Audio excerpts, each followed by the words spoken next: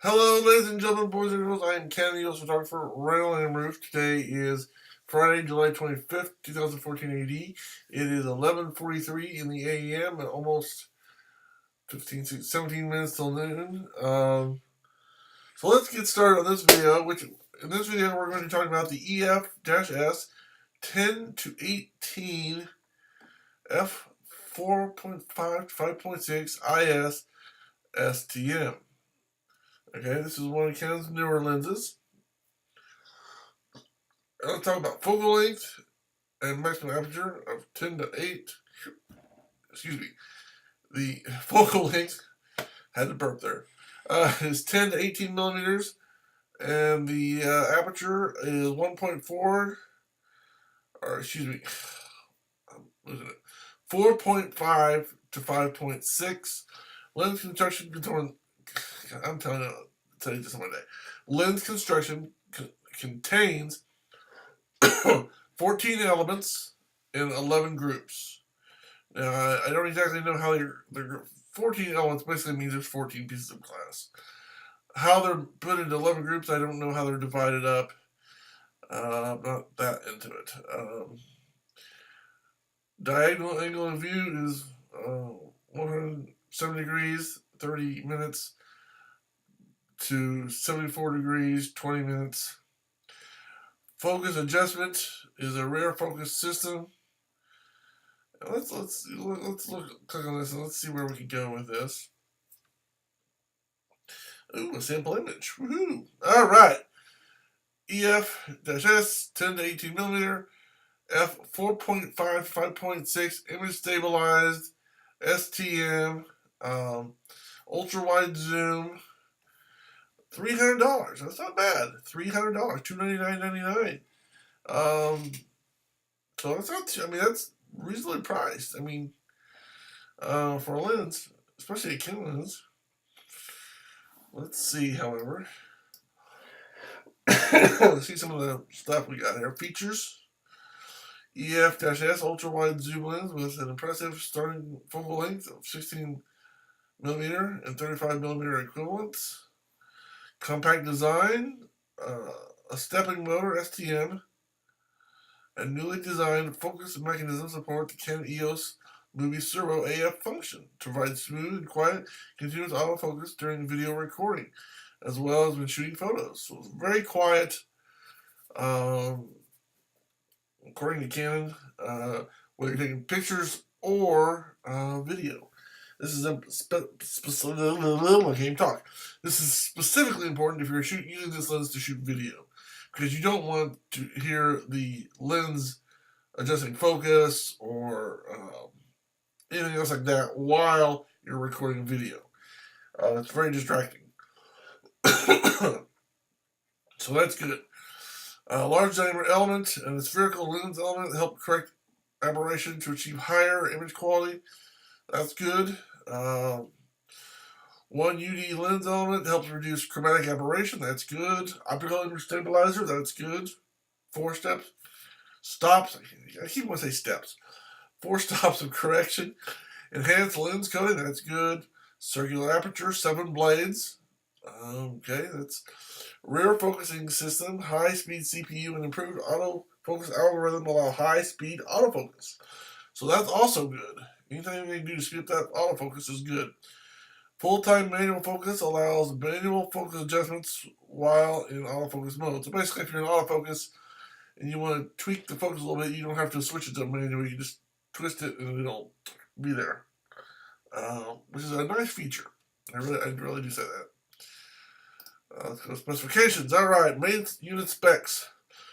Focal length and maximum aperture is again 10 to 18 at 4.5 to 5.6. Lens construction 14 elements and 11 groups. We talked about that earlier. Diagonal angle of view. We talked about that earlier. Focus adjustment. Rear focusing system.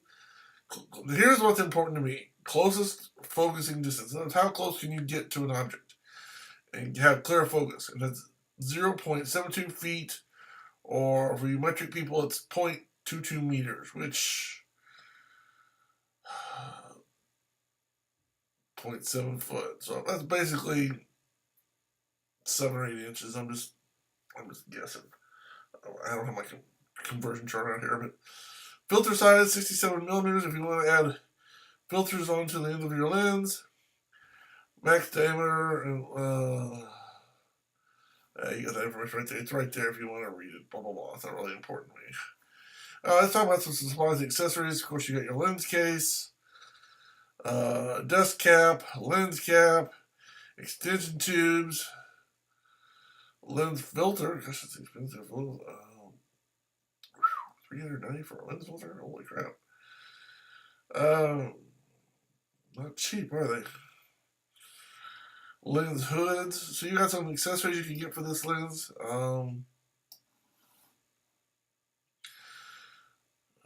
Of course, I'm sure there's brochures you can download. Well, what do you know? There is. There's two. We talked about the features, service. Of course, if you want service, you can go to Canon, blah, blah, blah. Overview. And nice, look at this. I like this image right here. This is kind of neat. It's a very wide angle from where that person's standing. I assume it's on a porch or a...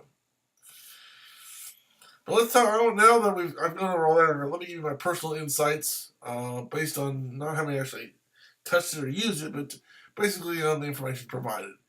So we've got 10 to 18 millimeters, which is wide, very wide.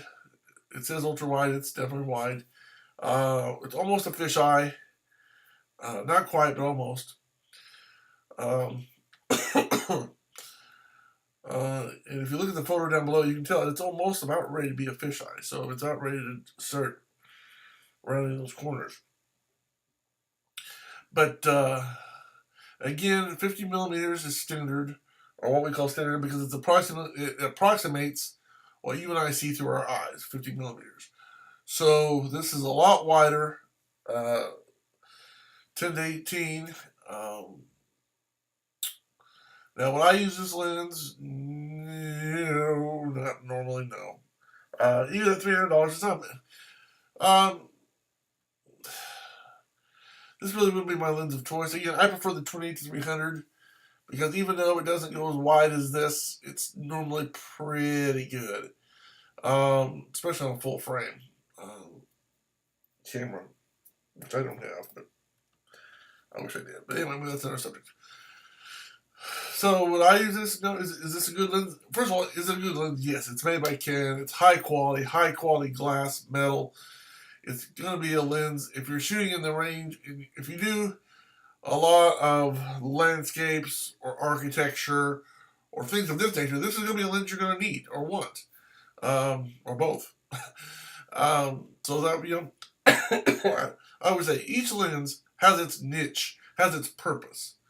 It's just for me as a general photographer, I prefer the 20-300 because it gives me wide angle, it gives me standard, it gives me telephoto, it gives me a wide range. Now it doesn't go this wide up. My 20-300 obviously doesn't go this wide, but on a normal situation, I don't need it to go that wide. I mean, it would be nice if it did, but it doesn't. But anyway, if you're doing a lot like I said, architecture, landscape, where you want to see a lot of stuff, as you can see in this picture right here. I can't click on it. That'll blow up. Anyway, there's a lot of houses, there's streets, there's numerous houses, and you get a lot of information in one picture because you're so wide. And if that's the kind of photography you want to do, or want to do part of the time, then this is going to be the lens you're going to want. You're going to need it. And like I said, with the estimated retail price of $300, that is not bad. $300 for a lens like this, is especially made by Canon, is not a bad deal. In fact, it's a real good deal. Now, some of the complaints that you might have is, well, the aperture isn't, it's not a 2.8 or a 1.2. Yeah, that's true. It's not, but generally speaking, when you have lenses that are like 1.2 or 2.8, you're shooting something like a portrait or something where you need to get focusing close.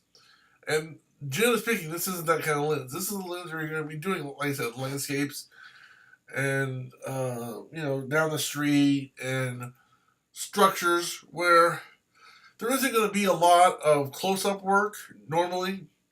So you don't really have to have that 1.2 or 2.8. So 4.5 to 5.6 for this lens should be, for most intents purposes, not a problem. So that's, again, I know I keep saying this, but $300, not a bad price, okay? If I had $300, would I throw this lens in my camera bag? Maybe. I don't know. I mean, again, it's not my thing. I don't do a lot of landscapes. I don't do a lot of architecture. But again, each lens has its niche and its purpose. So, it just depends what kind of photography you do. I mean, would I like to have this lens? Yeah, sure. I mean, just $300 is no big deal. Would I use it every day? Probably not. Would I use it? Yeah, sure. For certain things, yeah, I would definitely use it. But it wouldn't be anything I would use every day, but that's just because of the kind of photography I do, not because of the lens. So again, I prefer my 28-300, even though it's not the Canon 2300. I wish it was a Canon 2300, but that's an expensive lens. But anyway, this is a good lens, high quality. If you're going to be doing lots of wide angles, this is probably going to be the lens you want. And like I said, I'm sure you can find other lenses made by other people that do this, more than likely. I haven't looked to see what exactly all is out there made by other companies in this focal length, but for $300, Canon's making one for $300. So that's really a good deal. I just can't say that enough. That's really a good deal for a lens of this type. And I mean, if you're going to spend $300, I mean, I'd rather have you spend it on a legitimate Canon lens and spend it on something, that's not Canon. If you can find something for, say, $150 or $200. I mean, you might as well just spend the $300. Get this lens if you're going to be doing, or need a lens that does this wide angle. So, I recommend that. So, I hope this video has been informative and helpful. Until next time, I'm Canon EOS photographer Randall and Rueff. Thanks for watching. Have a good day. God bless. And as always, keep taking those pictures. Bye.